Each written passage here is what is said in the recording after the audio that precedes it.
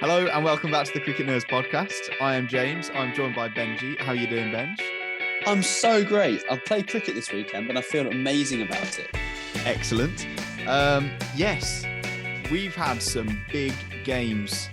Sorry we didn't post yesterday, especially after, and I'll do comment of the day right now, especially after Madan Mohan Singh commented and he said, just subscribe now.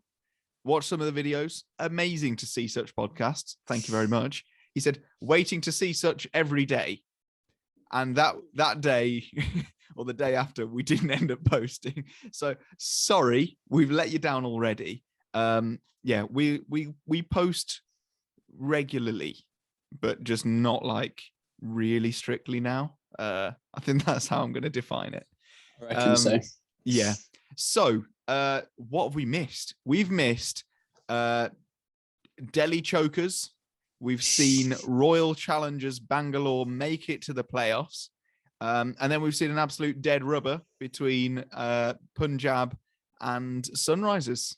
So we'll jump into the first game, which is Delhi versus Mumbai. And there was some brilliant scenes on social media about with RCB watching the Mumbai match, and like I think Faf du Plessis might have sent Tim David like a picture of him, Kohli, and Maxwell like wearing Mumbai Indians tops. So yeah, there was a big vested interest from RCB to beat Delhi, from Mumbai to beat Delhi, because it was between Delhi or RCB who was going to make it into the playoff spot.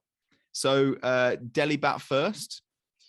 And Benj, what did you think of the batting performance of the Delhi Capitals? Well, of course, Delhi lost because I predicted Mumbai them to win. So on the curse Saturday, of Benji continues. I sent a text to Zach saying, "Well, you're very welcome for the playoff spot for me." Yeah, because I thought Delhi would do it, but they were poor. The two players that I thought who would fire was David Warner and Mitchell Marsh, and let's be honest, right? On Saturday, the day of Saturday, I scored more runs than both David Warner and Mitchell Marsh combined. So I'm going to take that. Thank you. Pretty sure it looked like it got off to a good start. And then there were a couple of good cameos down the order from Rishabh Pant and Rovman Powell, who did some top-level biffing, I would say, but were at quite modest strike rates for both of them. Until Axar Patel came out and did give it a proper good biff. But I think Delhi were a little bit short on that wicket. But I think that was more to do with the bowling of Mumbai than the batting of Delhi. I think Mumbai, with the exception of probably one bowler who did take wickets, bowled really well. So what did you sort of think about the Mumbai bowling attack, James? I think all eyes were on Jasprit Bumrah because the last few games he's properly shown up. I mean, he carries that Mumbai bowling attack anyway, really. But I thought he was absolutely brilliant. You know, took 3 wickets. They were big wickets as well. You know, Marsh, Shaw, and Powell, and he went very cheaply as well. Leg spinner. I believe he's from Punjab as well. Mayank Markandi. He bowled very well. I think it's been between him and Murugan Ashwin, who's going to be the sort of the main spinner for Mumbai. And yeah, I thought Mayank Markandi bowled very well, actually. And then Riley Meredith only got 2 overs, but he was very economical, which that is like the weirdest sentence I think I've ever said. Riley Meredith was very economical. So there we go. Yeah, it was just very tight bowling. I thought relatively decent from Daniel Sams as well. He seems to be a hot or cold player. But yeah, Mumbai should have been relatively confident going into it, into the chase. And Ishan Kishan looked very good. But what were your thoughts on Rohit Sharma? Rohit Sharma, not great, was it? And then got out to pretty tame dismissal, to be honest. Just floats it up to mid-on. It was a pretty good pretty simple catch for Shardul to take. I mean, Ishan Kishan came out and took and scored some more very expensive runs. I think every run that he scored this season has, lowered the price per run, but it's not lowered it that much. But yeah, Rohit Sharma, not looking great, not leading from the front. But then our boy Devalt Brevis back in the side, and I think Mumbai managed to find their correct 11 on the very last game. Do you reckon? Because I think with having Devalt Brevis, Tim David, Daniel Sams, and Riley Meredith, looks like a good side. And then next year, one of them can be dropped for Jasprit Bumrah if he's fit. And Jofra Archer. Jofra Archer, yes, Jofra Archer, because that's a very good bowling attack, and that becomes a very good side.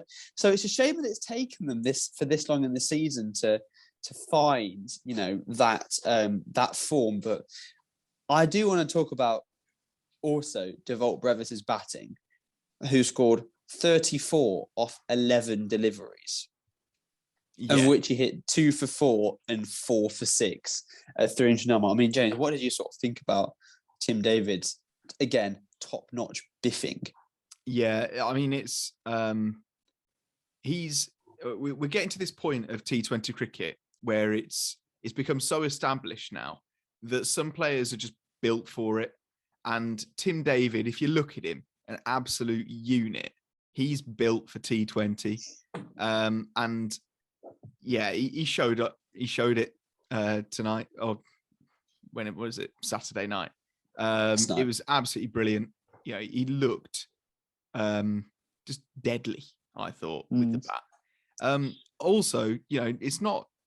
It's very worth mentioning that Devalt Brevis and Tim David were both given a second chance, a lifeline, from our absolute villain of the match, which was Rishabh Pant, because Devalt Brevis skies one, and Rishabh Pant's right underneath it with the big old mitts, and he spoons it, and then Tim David, he didn't review it.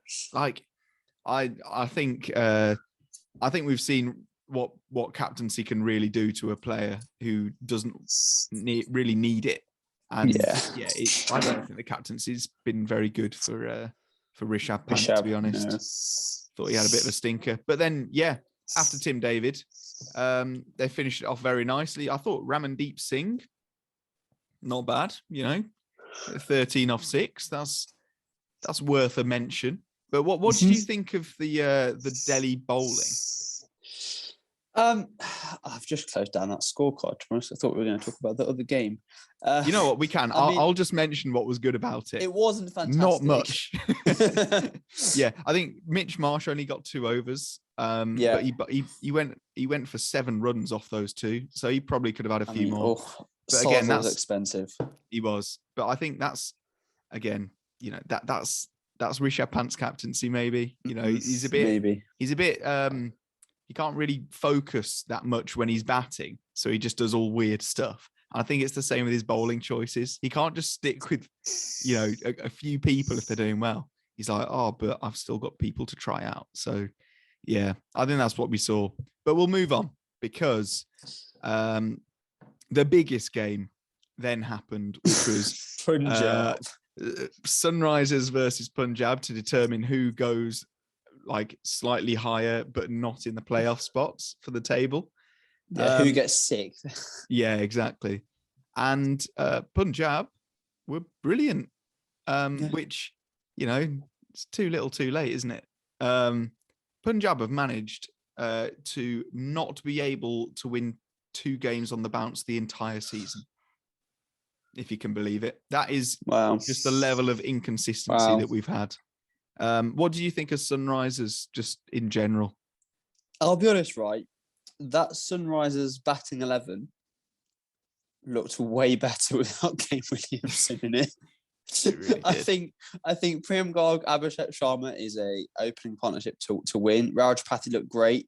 Aidan Markram owns that number before spot, and Puran I think is fine at 5 or 6. And then Romario Shepherd came in to replace Captain Kane, and looks really great at number 7. Washington Sundar comes out and is more of the, traditional all-rounder spot.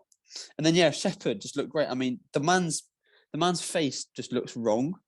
I think his eyes are too low down. He looks scary. Like, that's a little bit offensive. So maybe. out of order.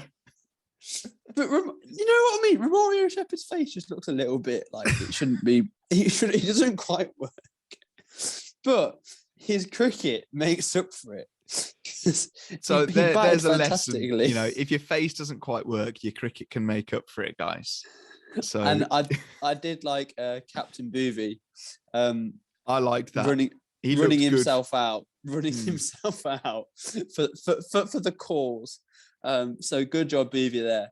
But yeah, I think Sunrise looked really good, but they just got outclassed today by Punjab.